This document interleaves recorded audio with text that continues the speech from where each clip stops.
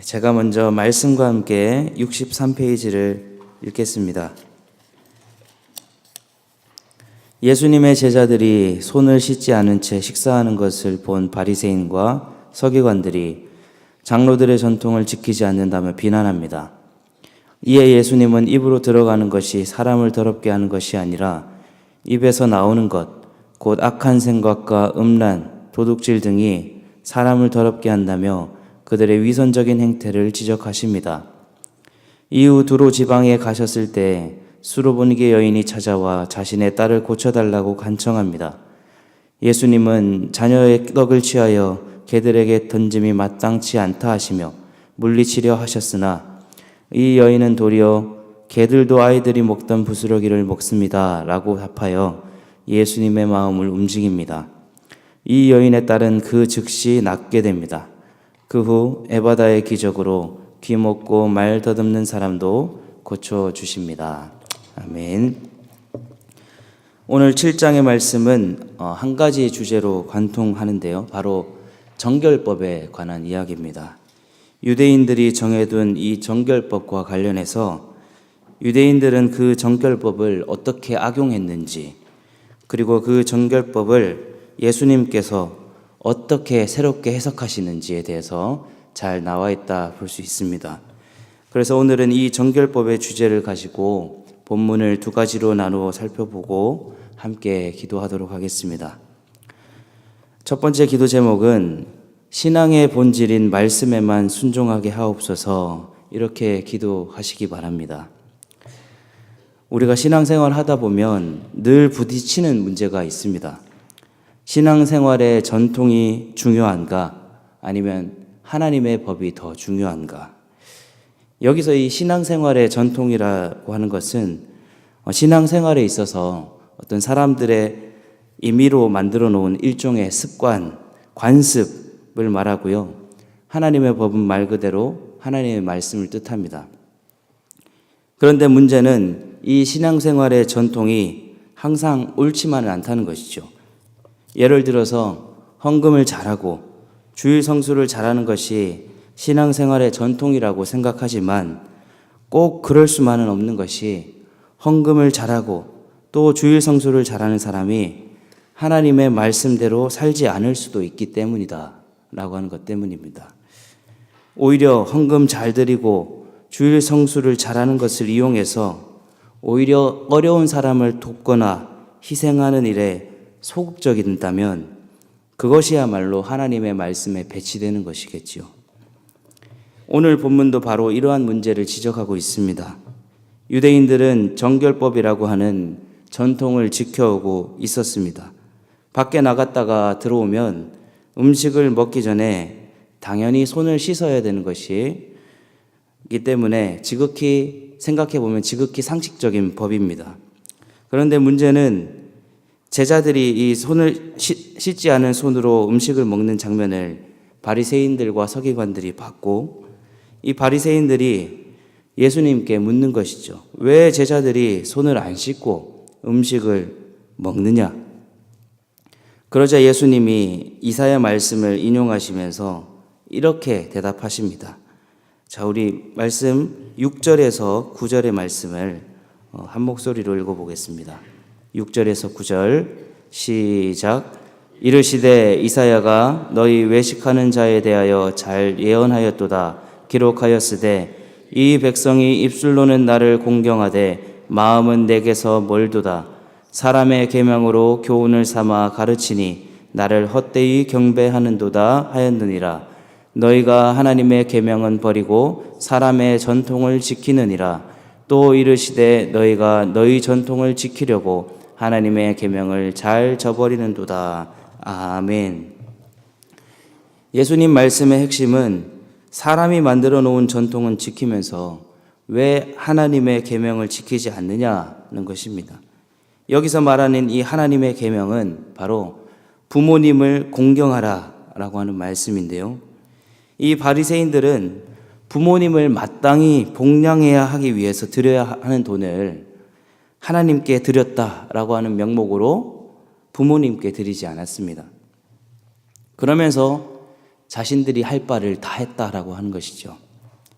11절에 나오는 고르반이라고 외치면 나는 헌금을 하나님께 드렸으니 부모님께는 아무것도 안 드려도 된다라고 하는 뜻입니다. 그런데 사실 이것을 더 깊이 들여다보면 하나님 입장에서 상당히 모욕적인 행동입니다. 왜냐하면 부모를 공경하지 않는 죄를 범함으로써 하나님께 죄를 짓는 것이기 때문이죠. 이보다 더 심각한 것은 정결법이라고 하는 것조차도 마치 하나님의 말씀인 것처럼 포장해서 손을 씻지 않고 음식을 먹으면 큰 죄인이 되는 것처럼 여기는 바리새인의 태도라고 하는 것입니다. 쉽게 말해서 사람이 만들어 놓은 전통을 하나님의 말씀으로 둔갑시켜서 지키기를 강요하는 이 바리새인들의 불경스럽고 고집스러운 모습을 우리 예수님께서 비판하고 계신다라고 하는 겁니다. 우리가 꼭 기억해야 될 사실은 이 신앙의 본질이라고 하는 것이 그 어떤 것도 아니라 하나님의 말씀에 순종하는 것인 줄 믿습니다. 사람이 세워놓은 규칙, 그 전통은 빈틈이 있을 수 있고 또 완벽하지 않을 수 있습니다. 거기에 어떤 절대적인 권위를 부여할 수 없다는 뜻이겠죠. 그러나 믿는 사람들의 표준 가치는 바로 하나님의 말씀입니다.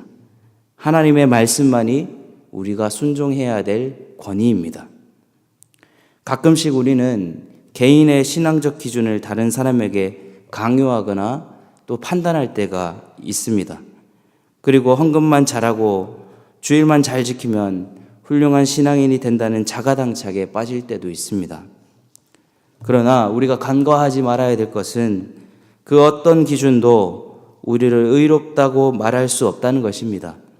오직 신앙의 본질인 하나님의 말씀만이 우리를 인도하고 또 우리를 하나님의 사람답게 살도록 해줍니다.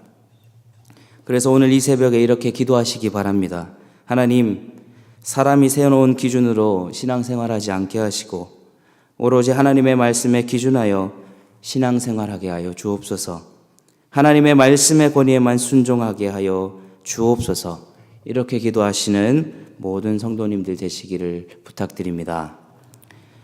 두 번째로 기도하실 제목은 우리 다 같이 한번 따라해 보겠습니다. 우리의 마음을 정결케 하옵소서. 이 사실 정결법이라고 하는 것은 우리의 마음을 정결하게 하는 것이다. 이것이 바로 오늘 예수님이 강조하고 있는 핵심입니다. 밥을 먹기 전에 손을 씻으라는 이 정결법은 사실 외적인 정결을 의미하는 것이었죠.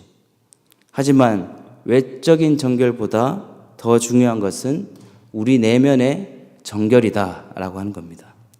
그 내용이 15절에서 16절까지 잘 나와 있습니다. 함께 15절, 16절 말씀을 함께 읽겠습니다. 시작. 무엇이든지 밖에서 사람에게로 들어가는 것은 능히 사람을 더럽게 하지 못하되 사람 안에서 나오는 것이 사람을 더럽게 하는 것이니라 하시고. 아멘. 밖에서 사람에게 들어가는 것보다 사람 안에서 나오는 것이 사람을 더 더럽게 한다는 것이죠. 이 말씀은 그 사람의 어떤 외적인 모습을 취하든지 그것보다 더 중요한 것이 그 사람의 내면의 상태다라고 하는 겁니다. 쉽게 비유를 해보자면 지난주에 저희가 본당 뒤쪽 공사를 하지 않았습니까? 그쪽으로 비가 새기도 하고 종종 허물어지기도 했습니다. 왜 그런가 근본적인 해결책을 찾기 위해서 이번에 천정을 다 뜯고 물이 새는 곳도 잡은 후에 깔끔하게 천장 공사를 다시 한 것이죠. 단순히 비가 새는 곳만 틀어막아 둔다면 근본적인 문제 해결을 할 수 없습니다. 외적인 정결이 바로 이런 것입니다. 비가 새는 곳에 테이프만 발라놓는 격이죠. 하지만 내적인 정결을 이루는 것은 그 내부의 문제점들을 찾고 해결하는 것입니다. 예수님은 그것이 바로 그 사람의 내면을 정결하게 한 것이다 라고 보신 것입니다. 그래서 우리 예수님은 우리 내면의 문제에 대해 말씀하십니다. 그것이 바로 20절부터 23절에서 말하는 온갖 음란과 도둑질과 살인, 간음, 탐욕, 악독, 속임, 음탕, 질투, 비방, 교만, 우매함이라는 것이죠. 우리를 둘러싸고 있는 외형적인 신앙의 모습이 우리 신앙의 전부는 아닙니다.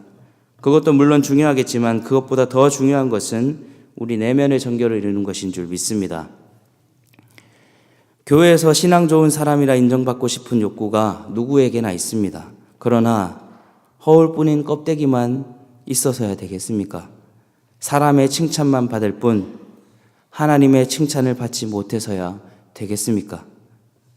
하나님은 우리 마음의 중심을 보십니다. 우리 내면을 보십니다.